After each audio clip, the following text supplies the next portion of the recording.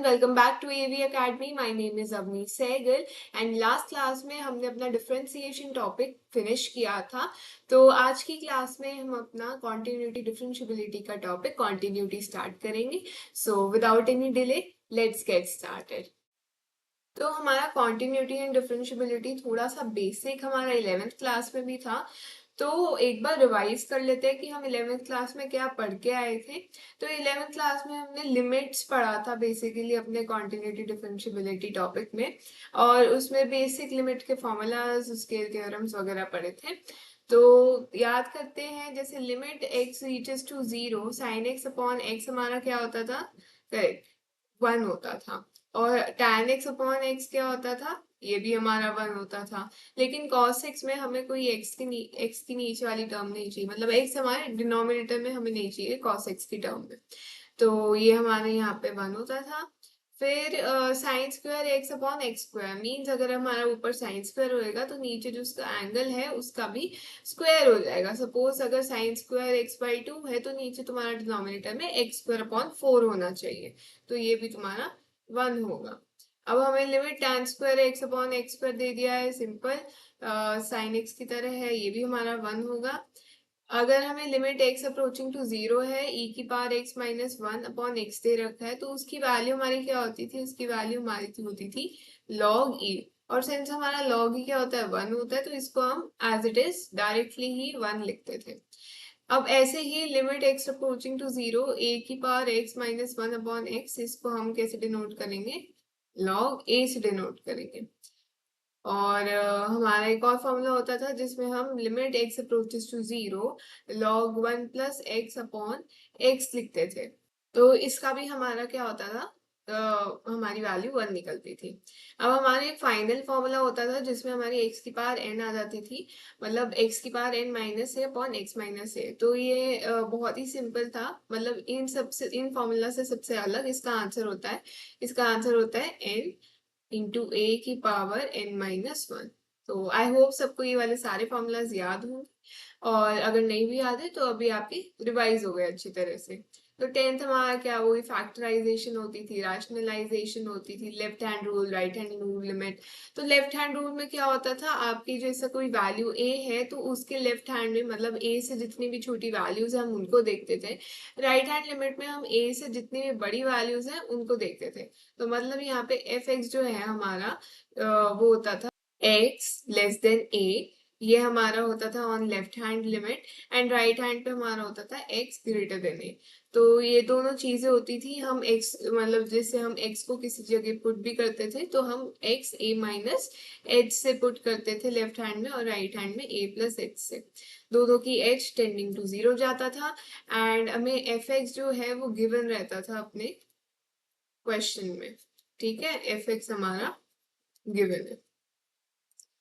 तो ये वाली चीज आपको क्लियर हो गई। अगर हमारा L H L equal to R H L आता था तो मतलब कॉन्टिन्यूटी या फिर वो लिमिट जो है वहां पे उस पोजीशन पे एग्जिस्ट करती है, और अगर नहीं आता था इक्वल तो मतलब एग्जिस्ट नहीं करती है।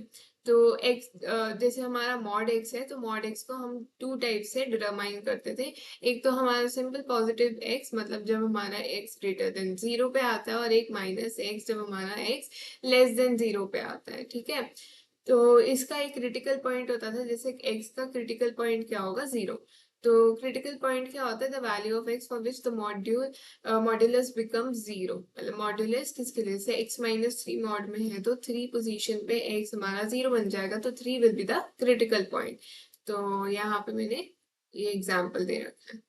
अब हम थोड़े से ग्राफ पढ़ लेते हैं। हमारा जो मॉड एक्स का ग्राफ होता था, मतलब मॉड्यूलस का जो भी हमारा ग्राफ होता था, वो उसको हम डिनोट ऐसे करते थे। जो वी शेप है वो एक शार्प वी पॉइंट है, मतलब वहां पे कंटिन्यूटी हमारी ऑब्वियसली 0 रहेगी। हम आगे इस बारे में पढ़ेंगे कि वहां पे शार्प चेंज है, इस वजह से उसका वो डिफरेंशिएबल नहीं है वो पॉइंट। ये चीज हम डिफरेंशिएबिलिटी में और पढ़ेंगे।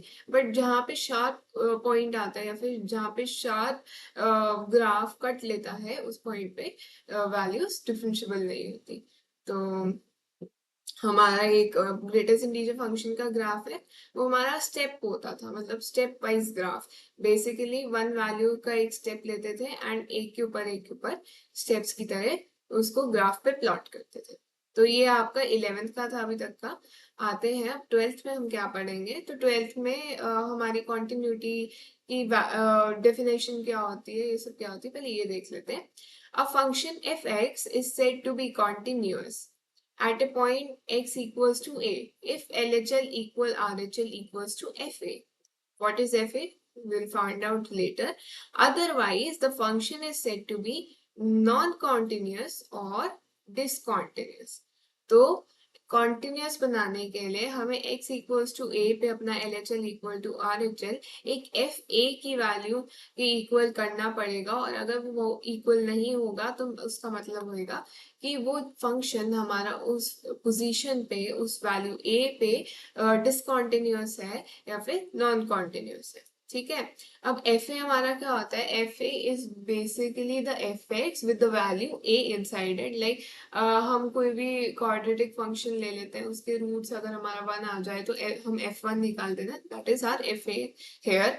तो यहाँ पे हम एफ एक्स को कैसे डिनोट करते हैं, एक तो ये तरीका होता है हमारा जिसमें हमें क्वेश्चन में x नॉट इक्वल टू ए दे रखा होता है, और एक में हमें x लेस देन ए दे रखा होता है। ठीक है। तो x नॉट इक्वल टू ए पे हमारा मतलब ऑलमोस्ट वैल्यू 0 ही आता है, बट हमें x लेस देन ए पे काम करना पड़ता है और इसके इक्वल दिखाना पड़ता है।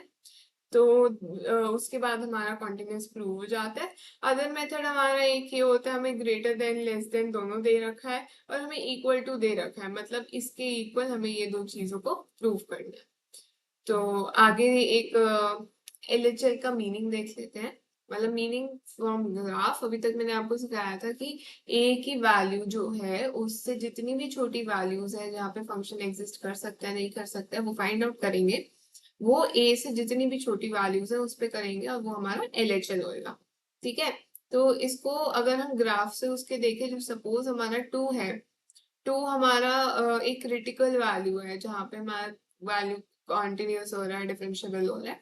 तो अगर 2 हमारी वैल्यू है तो इसके लेफ्ट साइड पे जितनी भी वैल्यूज है वो हमारी एलएचएल होगी, और राइट साइड जितनी भी वैल्यूज है वो हमारी आरएचएल होगी। तो एलएचएल 2 पे नहीं रुकेगा, मतलब लाइक तुम 2 नहीं बोल सकते हमारा वैल्यू ऑफ 2 एलएचएल है। एलएचएल हमारा 2 से जस्ट नीचे जो वैल्यू होगी ना वहां पे रुकेगा, लाइक 1.99999 सो ऑन। ठीक है। वो हमारी जस्ट नीचे जो 2 की वैल्यू होगी उस पे। और अगर 2 से अगर आरएचएल हम देखें तो 2 से जस्ट ऊपर जो हमारी वैल्यू होगी वहां से हमारा आरएचएल स्टार्ट होगा, लाइक 2.00001। तो ये वाली चीज तो आप क्लियर कर लो कि ना आरएचएल पे आएगा ना एलएचएल पे हमारी क्रिटिकल वैल्यू एग्जिस्ट करती है, नहीं। एलएचएल पे जस्ट 2 से नीचे, मतलब जस्ट क्रिटिकल वैल्यू से नीचे, एंड आरएचएल पे जस्ट क्रिटिकल वैल्यू से ऊपर। तो एफ एक्स अगर हम F2 निकालेंगे तो कोई ना कोई एक वैल्यू हमें जरूर मिलेगी। तो आते हैं हम थोड़े क्वेश्चंस अटेम्प्ट करेंगे। तो क्वेश्चन है हमारा F X equals to 3ax plus B when X greater than 1, मतलब ये हमारा आरएचएल आ गया। एंड इस continuous and 11x equals to 1, मतलब हमारा एफ ए आ गया, मतलब f1 equals to 11। And 5ax minus 2b x less than 1, ये हमारा एलएचएल आ गया, है ना। तो it is continuous at x equals to 1, we have to find the values of a and b। तो पहले गिवन लिख देंगे, गिवन हमें ये सारी चीजें हैं। एंड टू फाइंड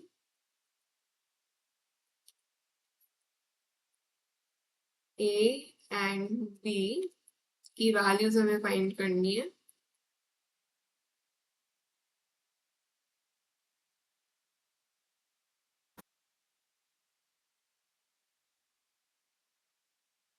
तो इसको ऐसे लिखेंगे, कॉन्टिन्यूटी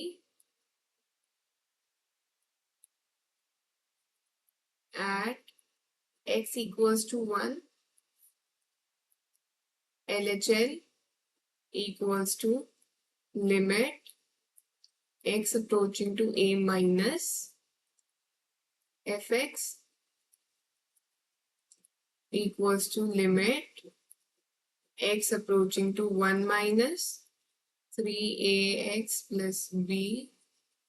सॉरी, LHL में हमारा क्या है 5 ax minus 2b, put x equals to a minus h and h tending to 0 हमारा होता था, तो a की जगह हम क्या लिखेंगे यहाँ पर,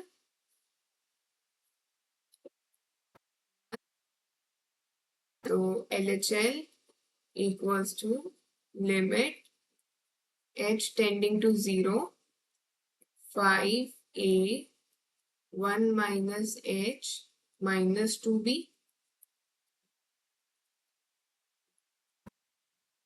limit h tending to 0 5a minus 5ah minus 2b, तो h टेंडिंग टू 0 तो ये 0 हो जाएगा, तो हमारा फाइनल LHL आएगा 5a minus 2b. So taking RHL equals to limit x tending to a positive fx equals to limit x tending to 1 plus fx हमारा क्या है 3ax plus b, तो अब पुट करेंगे, put x equals to 1 plus h and h tending to 0, तो limit h tending to 0 3a 1 plus h plus b equals to 0, मतलब equals to, अब इसकी क्या वैल्यू आएगी, limit h tending to 0 3a plus 3ah plus b, h हमारा 0 हो गया, तो ये पूरी वैल्यू हमारी 0 आ जाएगी, तो हमारी RHL की वैल्यू क्या आएगी 3a प्लस b, और हमें क्या पता है ऊपर कॉन्टिन्यूटी कैसे बोलते हैं, continuity is LHL equals to RHL equals to f of a, तो इससे देखेंगे तो 5a minus 2b equals to 3a plus b, और f हमारी वैल्यू हमें क्वेश्चन में दी गई है 11, तो इससे तुम अपनी पहले वैल्यूज निकालो a एंड b की, तो उससे तुम्हारी a की वैल्यू आएगी 3 एंड b की वैल्यू आएगी 2, तो वैल्यूज तुम खुद निकाल लेना, ये तुम्हारा आंसर फाइनल आना चाहिए. तो आई होप सबको ये वाला क्वेश्चन अच्छे से समझ आया है. तो दूसरे क्वेश्चन पे बढ़ते हैं. क्वेश्चन नंबर 2 हमें बोला गया है कि ax प्लस 1 हमारा x less than equal to 3 पे है and bx plus 3 x greater than 3 पे है, मतलब ऊपर वाला LHL है और साथ में इक्वल टू भी है, तो हमारा fa भी 3 आएगा एंड मतलब fa हम यहाँ पे पहले पुट करेंगे, तो देखते हैं क्या आएगा. एंड x ग्रेटर देन 3 हमारा RHL है, तो continuous at x equals to 3 and we have to find the relationship we are between a and b. हमें a and b की वैल्यू नहीं निकालनी, हमें रिलेशनशिप निकालना है a और b के का. तो स्टार्ट करते हैं. Solution, continuity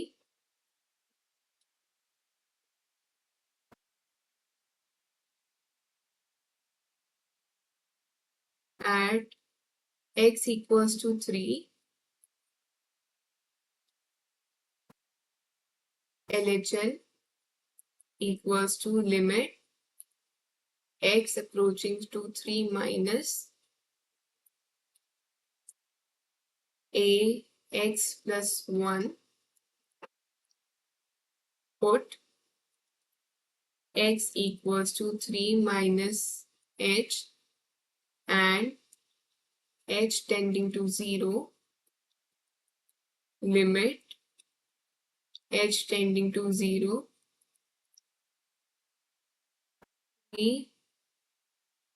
a minus ha plus 1, यही होगा ना। अब h वाली वैल्यू चली गई, 0 हो गया, तो ये आ गया हमारा 3a+1 LHL की वैल्यू। अब RHL की वैल्यू निकालते हैं। Limit x tending to a plus a क्या है हमारा 3 है, तो 3 प्लस लिख देंगे, और bx+3 है यहाँ पे, put x equals to 3 plus h and h tending to 0, तो ये बनेगा 3b प्लस hb प्लस 3, यहाँ पे हमारा लिमिट भी आ जाएगा h टेंडिंग टू 0, तो यहाँ पे हमारी h की वैल्यू यहाँ 0 हो जाएगी, तो हमारा आगे चला आएगा 3b+3। अब हमें एफ ए की वैल्यू निकालनी है। एफ ए अब हमारा ग्रेटर देन इक्वल टू का साइन इस पे था, तो यहाँ पे x की जगह 3 लिख देंगे, तो एफ ए हमारा क्या आएगा 3a+1। तो अब LHL equals to RHL equals to F A होता है, तो सारी चीजें पुट कर देंगे। LHL हमारा क्या आया था 3a+1, 3a+1। RHL हमारा क्या आया था, RHL कहाँ पे लिखा है 3b+3, और एफ ए हमारा 3a+1। अब हमें LHL और RHL में रिलेशन डालना है, तो इसको हटा देंगे, तो इसका रिलेशन क्या आएगा 3a-3b इक्वल्स टू 2। इसको हम ऐसे भी लिख सकते हैं a-b इक्वल्स टू 2/3। तो आई होप सबको अच्छी तरह से समझ आया ये वाला क्वेश्चन। तो एक और क्वेश्चन देख लेते हैं। अब हमें ये वाला क्वेश्चन हमारा थोड़ा बड़ा है। इस क्वेश्चन में क्या है, हमें एफ एक्स की वैल्यू दे रखी है, ये तीन चीजें, एंड हमें पता है कि कॉन्टिन्यूस है x इक्वल्स टू 4 पे, और a एंड b की हमें वैल्यू फाइंड करनी है। तो ये क्वेश्चन नंबर 1 जैसा है, इसको मैं थोड़ा सा सिंप्लीफाई करके दे देती हूँ, बाकी आगे आप खुद सॉल्व करेंगे। तो इसमें हमें क्या है, हमें एफ एक्स की वैल्यू गिवन है x-4, अभी हमें मॉड्यूलस भी गिवन है इसमें, ठीक है। तो मॉड्यूलस को खोलना पड़ेगा पहले, और उसके अलग अलग टर्म हमें लिखनी पड़ेगी। तो इसको हम एफ एक्स को ऐसे लिख सकते हैं, F X equals to x-4, क्योंकि ये लेस देन है, तो हम लेस देन वाला लेके चलेंगे x-4, तो यहाँ डिवाइड में माइनस ऑफ x-4 बन गया, plus a x less then 4, ये कैंसिल आउट हो गया। ये तो हमारा a+b था x इक्वल टू 4 पे, और x-4 divide by x-4 plus b greater than है, तो पॉजिटिव में ही रहेगा x ग्रेटर देन 4 पे, तो ये भी कैंसिल आउट हो गया। तो हमारी फाइनल एफ एक्स की वैल्यू क्या आई, F X equals to -1 plus a plus b and 1 plus b,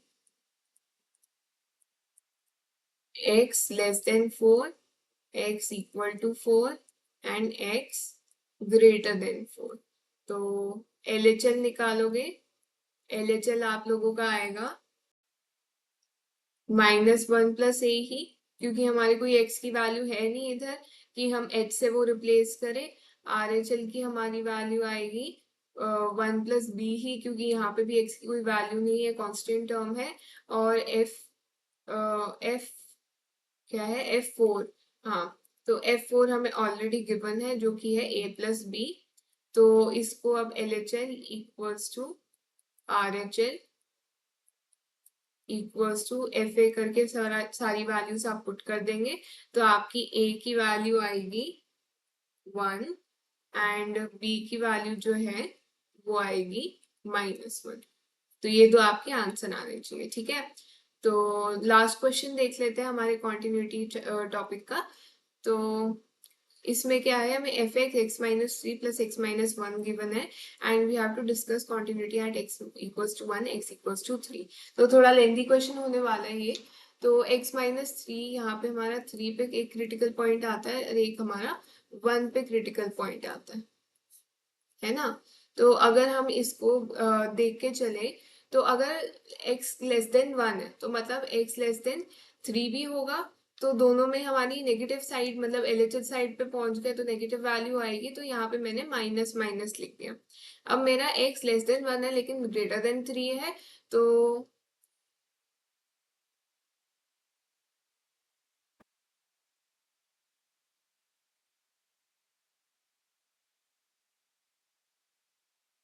अब हमारी वैल्यू x से x मतलब हमारी x ग्रेटर देन 1 है लेकिन लेस देन 3 है, तो मैंने यहाँ पे सिर्फ 3 के आगे माइनस लगा दिया, जो कि मतलब हमारा ये वाला मतलब ये वाला एरिया हो गया, इसमें हमारा ग्रेटर देन 1 लेस देन 3 आ गया। अब हमारा ग्रेटर देन 3 है तो दोनों ही टर्म्स पॉजिटिव होंगी, तो एफ एक्स पहले सॉल्व कर लेंगे। तो एफ एक्स सॉल्व करेंगे तो आपके पहले वाले x लेस देन 1 पे क्या वैल्यू आएगी, इसको सॉल्व करके जल्दी बताओ। -2x प्लस 2 या फिर -2x प्लस 4, यही आपकी वैल्यू आएगी है ना। अब 1 less than greater than x less then 3 पे आपकी क्या वैल्यू आएगी, 2 आएगी, एंड 2x माइनस 4 आपकी वैल्यू आएगी x ग्रेटर देन 4 सॉरी 3 पे, ग्रेटर देन इक्वल टू 3 पे। तो ये चीजें, ये तीन आपकी वैल्यूज आएंगी। अब आपको सॉल्व करना है, एलएचएल निकालना है, आरएचएल लगाना है। पहले 1 पे निकालेंगे फिर 3 पे निकालेंगे।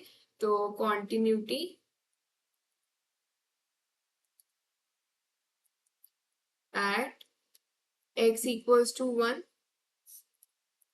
LHL equals to limit x approaching to 1 minus less than कहाँ पे हमारा आ रहा है, ऊपर, तो ये आ जाएगा -2x plus 4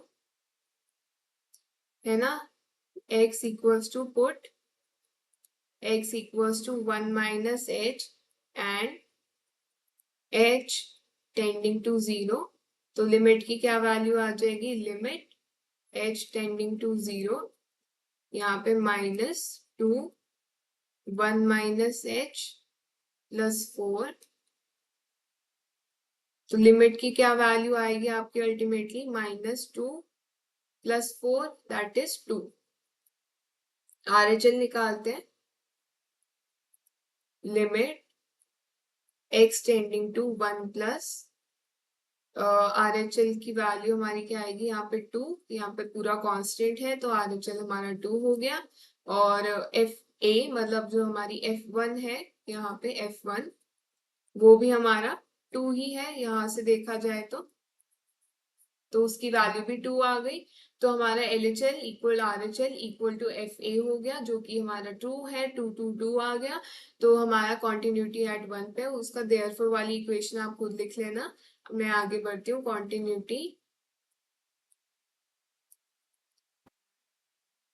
x equals to 3, LHL equals to limit x approaching to 3 minus और लेस देन 3 पे 2 है, तो LHL हमारा क्या आ जाएगा, 2। RHL देखते हैं, RHL equals to limit x approaching to 3 plus fx क्या है हमारा, ग्रेटर देन 3 पे 2x माइनस 4, 2x माइनस 4, तो put x equals to 3 plus h and h tending to 0, तो RHL की क्या वैल्यू हो जाएगी, limit h tending to 0 to 3 plus h minus 4, तो इसकी वैल्यू आ गई क्या, 2 हमारी वैल्यू आ गई। और ग्रेटर देन 3 है तो ग्रेटर देन पे हमारा 2x माइनस 4 है, तो FA की वैल्यू क्या आएगी, F3 की वैल्यू क्या आएगी, 6 माइनस 4 विच इज 2। तो LHL equal RHL equals to FA equals to हमारा 2 आ गया, तीनों की वैल्यू 2 है, तो ये भी कॉन्टिन्यूस हो गया। तो तुम्हारी फाइनल इक्वेशन आ जाएगी, since fx is continuous at x equals to 1 and x equals to 3 both, so हमारा फंक्शन जो है दोनों जगह पे कॉन्टिन्यूटी हो गया एंड इट इज प्रूव्ड। ठीक है, ये तुम्हारा फाइनल आंसर हो गया। तो कॉन्टिन्यूटी के आज की क्लास के लिए बस इतने ही क्वेश्चन थे, मैंने ज्यादा क्वेश्चन रखे नहीं है, तो इसकी वर्कशीट्स में हम और क्वेश्चन करेंगे। ठीक है, तो कॉन्टिन्यूटी चैप्टर हमारा, मतलब continuity topic, continuity and differentiability chapter में हमारा यही खत्म होता है। नेक्स्ट क्लास से हम डिफरेंशियबिलिटी स्टार्ट करेंगे। मैंने इस क्लास में सिर्फ 4 क्वेश्चंस करवाए हैं, जो कि काफी है कंसेप्ट को समझने के लिए। आप इन अभी 4 क्वेश्चन को अच्छे से प्रैक्टिस करना। आगे डिफरेंशियबिलिटी टॉपिक खत्म करने के बाद हम टॉपिक वाइज वर्कशीट करेंगे, उसमें कॉन्टिन्यूटी, डिफरेंशियबिलिटी एंड डिफरेंशिएशन तीनों के ही काफी सारे क्वेश्चन होंगे, तो आपकी अच्छी खासी प्रैक्टिस हो जाएगी। ठीक है, तो आज की क्लास में हम बस यही तक करेंगे। Please like and share my video with your fellow mates and comment your doubts. I will reply to that, and subscribe to my channel. See you in the next class. Until then, bye bye.